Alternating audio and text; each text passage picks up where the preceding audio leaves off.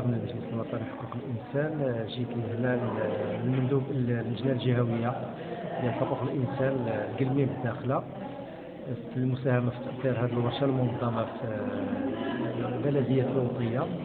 لفائدة مجموعة من التلميذات والتلاميذ ديال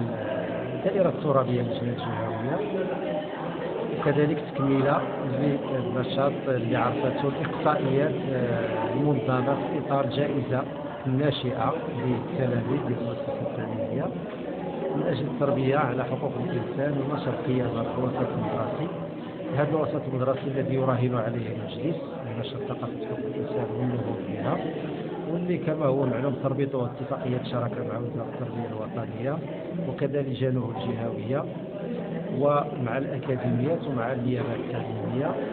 والوسط المدرسي تشكل تربة خصبة لنشر قيم حقوق الإنسان سواء من خلال المقررات الدراسية أو الأنشطة الموازية أو من خلال الأندية التربوية المتواجدة في هذه المؤسسات، ولا سيما أندية المواطنة وحقوق الإنسان. وكذلك لأن الوسط المدرسي يبلغ العدد ديال الرواد ديالو في بلادنا حوالي 7 مليون باش المستويات، فهذا رهان مهم لنشر ثقافة حقوق الإنسان وقيمها كما هي متعارفة عالميا